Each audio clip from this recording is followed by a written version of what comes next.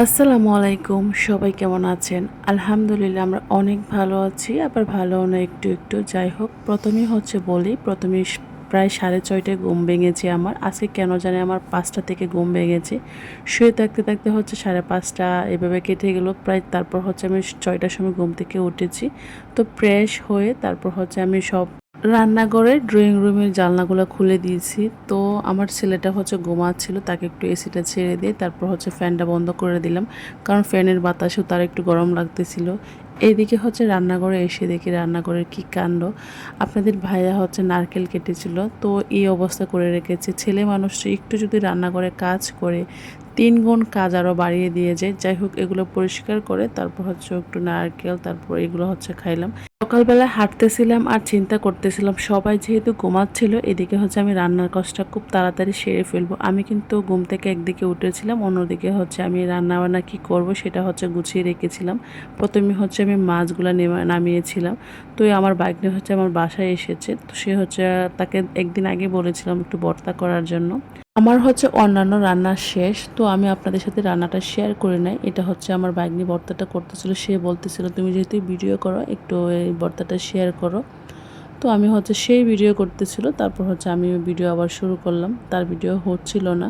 তো এইভাবে কে কে ভর্তা করেন বলেন তো? আমাদের ময়মনসিংহের অঞ্চলের এই ভর্তাটা কিন্তু বেশ জনপ্রিয়।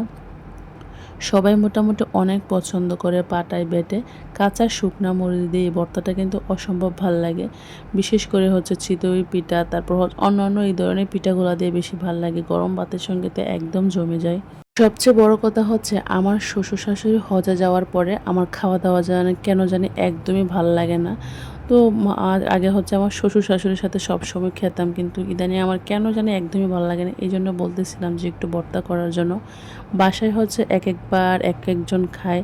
তো আমার শ্বশুর শাশুড়ি থাকাকালীন আমরা সবাই একসাথে বসে খেতাম, যেটা আমার সবচেয়ে বেশি ভালো লাগতো। কিন্তু ওনারা যাওয়ার পরে খাওয়ার সিরিয়াল কোনো কিছুর সিরিয়ালই বাসায় নেই।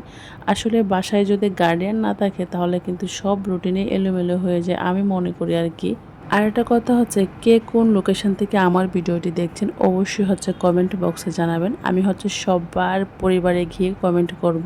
সবচেয়ে বড় কথা হলো পরিচিত হয়ে গেলাম আর কি। আমাদের ময়মনসিংহের অঞ্চলে হলে তো আরও প্লাস পয়েন্ট, অন্যরকম ভালো লাগে কাজ করে নিজের এলাকার মানুষ হলে। যাই হোক, এদিকে ভর্তাটাও করা হয়ে গেল। এভাবে কে কে ভর্তা করেন কমেন্ট বক্সে কিন্তু জানাবেন। আমার একটা অভ্যাস ভর্তা করার পরে আমি এভাবে পাটায় ভাত মেখে খাই। তো আমি বাগ্নিকে বলতেছিলাম কয়েকটা ভাত আছে ঠান্ডা, এগুলো আমাকে মেখে দিয়ে, আমি খেলাম, ও খেলো না। তো ও ঠান্ডা ভাত খেতে পারে না। তো এইভাবে পাঠায় ভর্তা দিয়ে মাখিয়ে ভাত খেলে কিন্তু আসলে অনেক ভাল লাগে।